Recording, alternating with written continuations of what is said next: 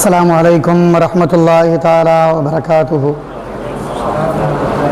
نحمده ونصلي على رسوله الكريم أما بعد فقد قال الله تعالى في كلامه القديم والفرقان المجيد: أعوذ بالله من الشيطان الرجيم. بسم الله الرحمن الرحيم.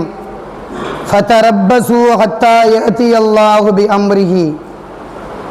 صدق الله العلي العظيم. الصلاة والسلام عليك يا سيدي يا رسول الله. خذ بيدي قلت حيلتي أدركني يا رسول الله صلى الله عليه وسلم. புகழனைத்தும் அல்லாஹ் ஒருவனுக்கே உரித்தாகட்டுமாக. ஸலவாத்தும் ஸலாமும் நபிகள் நாயகம் ஸல்லல்லாஹு அலைஹி வஸல்லம் அவர்கள் மீதும் அவர்களின் குடும்பத்தார்கள், உற்றார் உறவினர்கள், தோழர்கள், சுகதாக்கள், சாலிஹீன்கள், அவுலியாக்கள் மற்றும் இங்கு குழுமியிருக்கக்கூடிய நம் அனைவரின் மீதும் உண்டாகட்டுமாக. உலகத்திலே வாழும் காலம் முழுக்க நபிகள் நாயகம் ஸல்லல்லாஹு அலைஹி வஸல்லம் முஹப்பத்தை முழுமையாக உள்ளத்திலேயும் ஈமானிலையும் நிறைத்து வாழக்கூடிய சீதேவிகளாக அல்லாஹ் நம்மையும் நம்முடைய சந்ததிகளையும் அல்லாஹ் ஆக்கி அருள் புரிவானாக.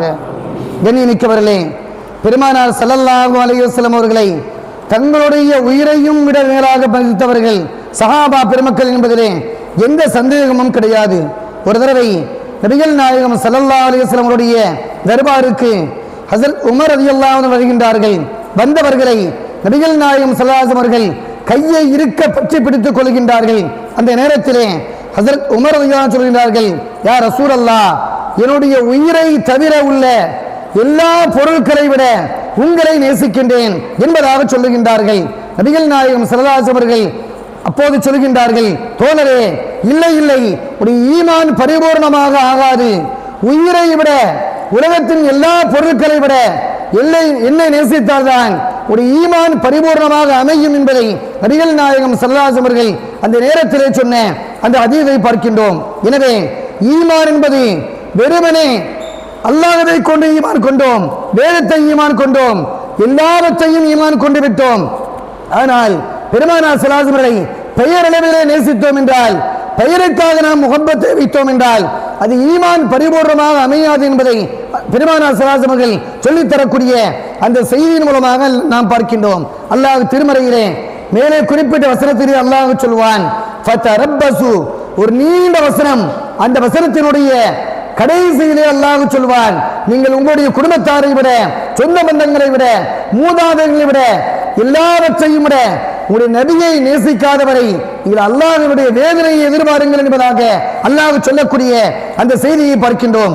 எனவே முழுமையாக நேசிக்கவில்லை என்றால் அல்லாஹ்வுடைய ஈமானம் பெற முடியாது என்பது மட்டுமல்ல, வேதனையை எதிர்பார்க்க வேண்டும் என்பதாக இந்த திருமறை வசனம் எச்சரிக்கக்கூடிய அந்த வாக்கியத்தை நம்முடைய கவனத்திலே வைப்பதற்கு நாம் கடமைப்பட்டிருக்கின்றோம். எண்ணிக்கைகளே, சஹாபா பெருமக்களே, ஆக உயர்வானவர்கள் ஹஸரத் அபூபக்கர் சித்தீக் ரலியல்லாஹு அன்ஹு. அப்படிப்பட்ட அந்த சஹாபியை பற்றி, பெருமானார் ஸல்லல்லாஹு அலைஹி வஸல்லம் பற்றி ஒரு தடவை ஹஸ்ஸான் இப்னு சாபித் ரலியல்லாஹு அன்ஹு உயர்த்தி படிக்கின்றார்கள். அப்படி படித்த அந்த கவிதையை பெருமானார் ஸல்லல்லாஹு அலைஹி வஸல்லம் அவர்கள் ஏற்கனவே கேட்டுவிட்டார்கள். மற்றொரு தடவை பெருமானார் ஸல்லல்லாஹு அலைஹி வஸல்லம் சமூகத்திலே ஹஸரத் அபூபக்கர் ரலியல்லாஹு அன்ஹு அமர்ந்திருக்கின்றார்கள். அந்த அமர்ந்த நேரத்திலே சொல்கின்றார்கள்: ஹஸ்ஸான் அவர்களே, நீங்கள் அன்றைய தினத்திலே நாங்கள் ஹீரா கோயிலே இருந்த அந்த நேரத்திலே நீங்கள் படித்த அந்த செய்தியை இப்போது படியுங்கள் என்பதாக பெருமானார் ஸல்லல்லாஹு அலைஹி வஸல்லம் அவர்கள் சொல்ல அந்த சஹாபி படிக்கின்றார்கள். 2 நபர்கள் அந்த குகையிலே தன்னந்தனியாக இருந்தார்கள். அந்த 2 நபர்களிலே இரண்டாவது நபர் இருக்கின்றார்களே, அவர்கள் உலக மக்களை விட மிகச் சிறந்தவர்களாக ஈமானிலே திகழ்கின்றார்கள் என்பதாக சொல்ல பெருமானார் ஸல்லல்லாஹு அலைஹி வஸல்லம் அவர்கள் ஹஸரத் அபூபக்கர் சித்தீக் அவர்களை பார்க்கின்றார்கள். பார்த்துவிட்டு தங்களுடைய கடைவாய் பல் தெரியும் அளவுக்குள்ள சிரிப்பை சிரிக்கின்றார்கள். அப்படி சிரித்து விட்டு சொல்கின்றார்கள்: தோழரே, அல்லாஹ் தஆலா உயர்ந்த பாக்கியத்தை உங்களுக்கு வழங்கி இருக்கின்றான் என்பதாக நபிகள் நாயகம் ஸல்லல்லாஹு அலைஹி வஸல்லம் அவர்கள் அந்த நேரத்திலே சொன்னார்கள்.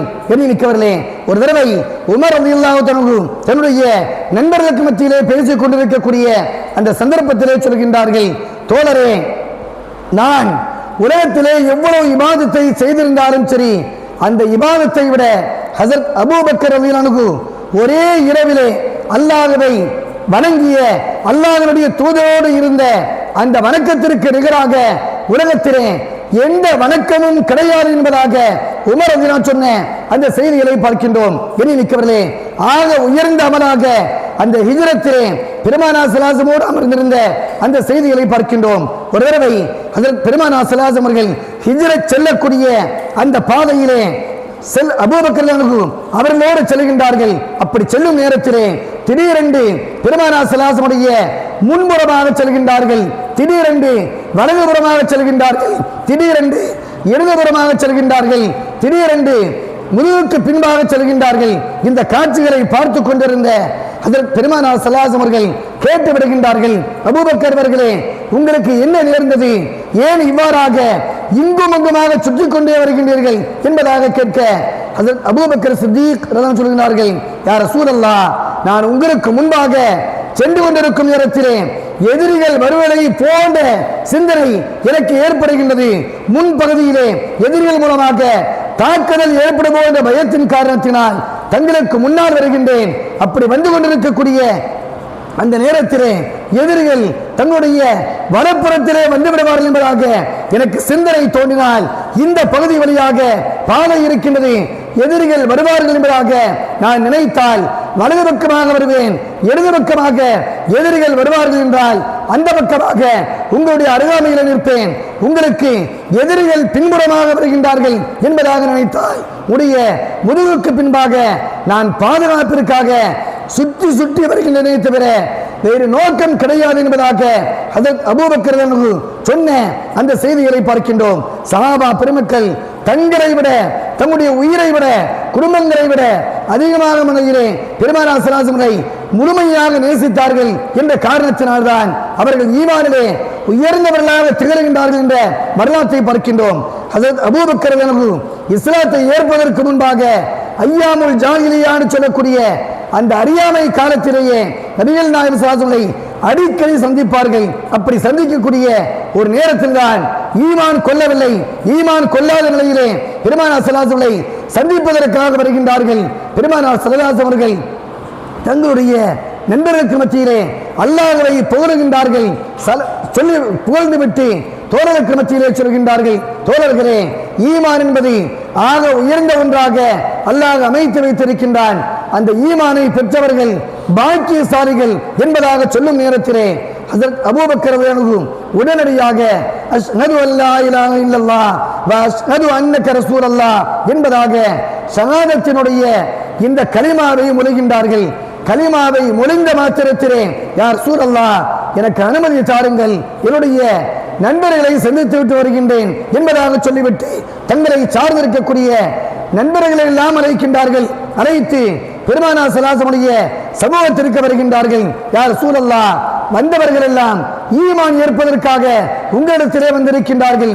முபாரக்கான உங்களுடைய நேரடி பார்வையிலே ஈமான் கொள்வதற்காக வந்தவர்கள், கலிமாவை சொல்லிக் கொடுங்கள், அவர்களை முஸ்லிம்களாக மாற்றுங்கள் என்பதாக ஹஜ்ரத் அபூபக்கர் சொல்ல பெருமானார் ஸல்லல்லாஹு அலைஹி வஸல்லம் அவர்கள் கலிமாவை சொல்லிக் கொடுக்கின்றார்கள்.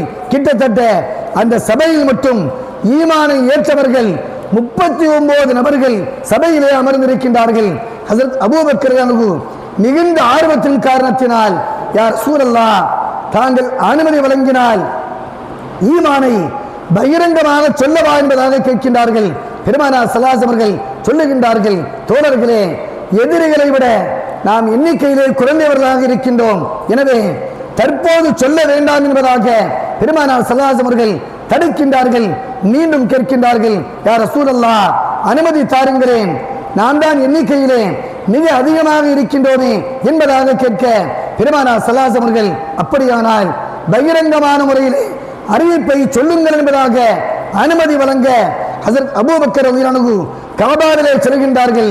காபாவிலே நின்ற வண்ணமாக மக்கத்து குஃபார்களை அழைக்கின்றார்கள், தோழர்களே, நான் ஈமான் கொண்டு விட்டேன், நான் முஸ்லிமாக மாறிவிட்டேன், எனவே இந்த கலிமாவை நீங்களும் சொல்லுங்கள் என்பதாக பகிரங்கமான அறிவிப்பை வெளியிடுகின்றார்கள். அப்படி அறிவிப்பை வெளியிடக்கூடிய வெளியிடும் நேரத்திலே மக்கத்து குஃபார்கள் எல்லாம் ஒன்று சேருகின்றார்கள். ஒன்று சேர்ந்தவர்கள் ஹஸரத் அபூபக்கர் அவர்களை மிக அதிகமான முறையிலே தாக்குதல் நடத்துகின்றார்கள். மிக கொடூரமான முறையிலே தாக்குதல் நடத்தி உயிருக்கு பலியாகக்கூடிய அந்த நிர்பந்தமான நிலையிலே தள்ளிவிட்டு எல்லா மக்கத்து குஃபார்களும் சென்று விடுகின்றார்கள். ஹஸரத் அபூபக்கர் அவர்களை தம்முடைய வீட்டிற்காக வேண்டி அங்கிருந்த நண்பர்கள் எல்லாம் அழைத்து செல்கின்றார்கள். அழைத்து செல்லும் நேரத்திலே தாயார் பார்க்கின்றார்கள், தந்தையார் பார்க்கின்றார்கள், எல்லோரும் பார்க்கின்றார்கள். பார்ப்பதற்கு மிக மோசமான நிலையிலே ஹஸரத் அபூபக்கர் அவர்கள் பேச்சு மூச்சு இல்லாத வண்ணமாக படுத்திருக்கின்றார்கள். அவருடைய தாயார் அருகாமையிலே அமர்ந்திருக்கின்றார்கள். அருகாமையிலே அமர்ந்த அவர்களை கண்காணித்துக் கொண்டிருக்கின்றார்கள்.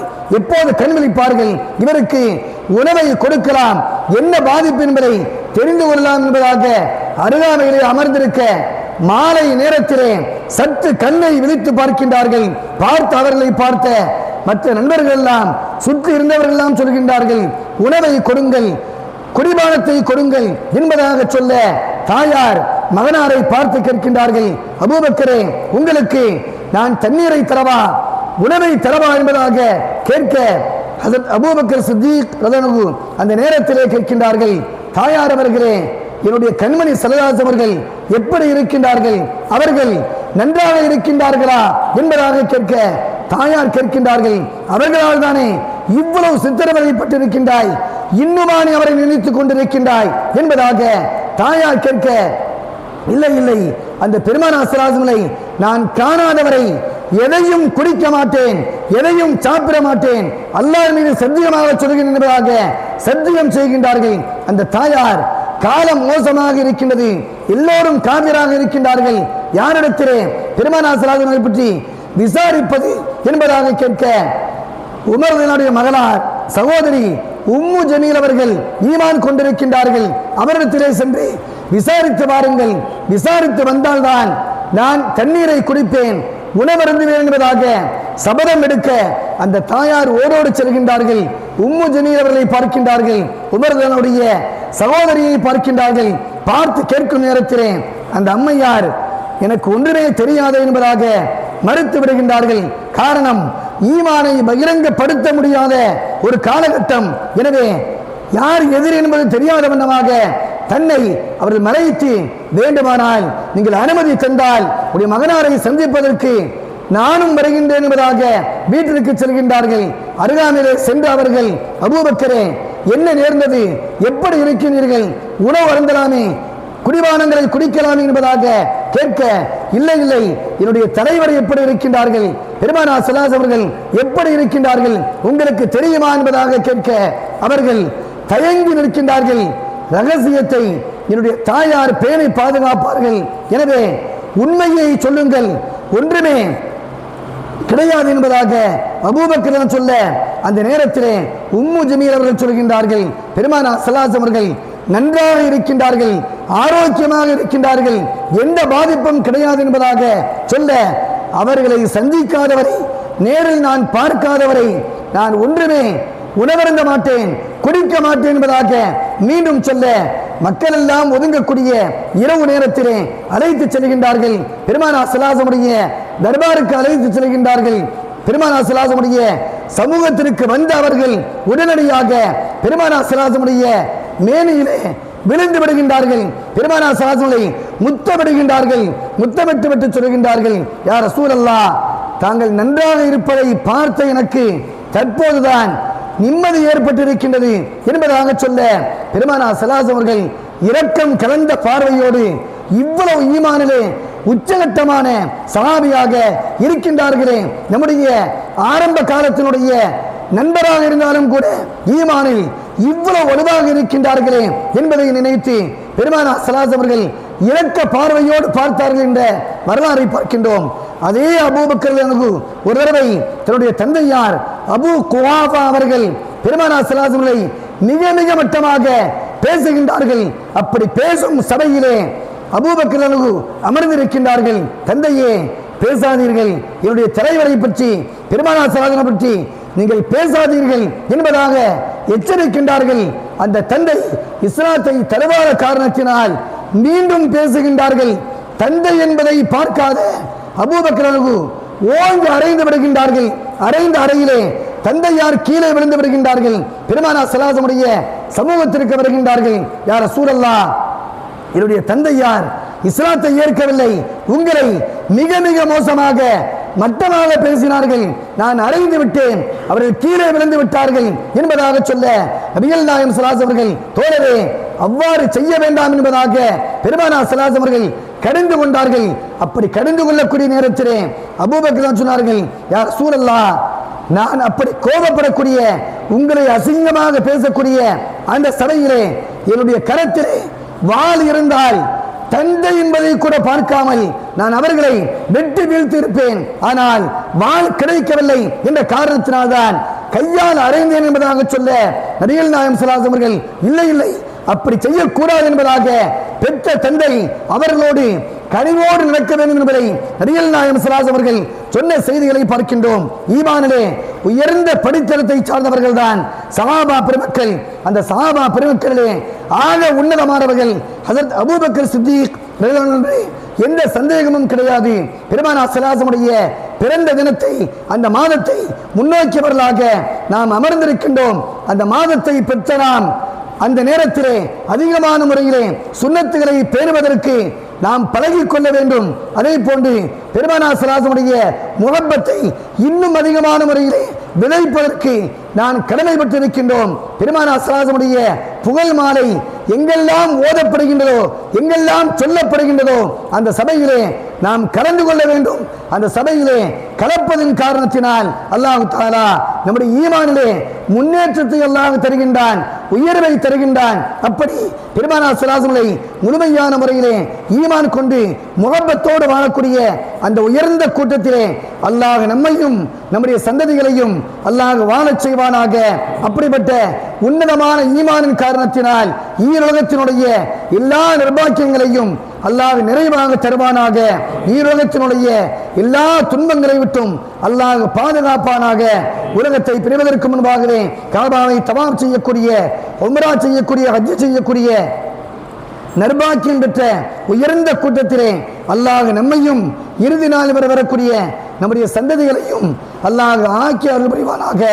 உலகத்தை பிரிவதற்கு முன்பாகவே நபிகள் நாயகம் ஸல்லல்லாஹு அலைஹி ரவுதாவை ஜியாரத் செய்வதோடு அவர்களை கனவிலையும் நினைவிலையும் கண்டுகளிக்கக்கூடிய நர்பாக்கியம் பெற்ற உயர்ந்த கூட்டத்திலே அல்லாஹ் நம்மையும் இறுதி நாள் வரை வரக்கூடிய நம்முடைய சந்ததிகளையும் அல்லாஹ் ஆக்கி அருள் புரிவானாக.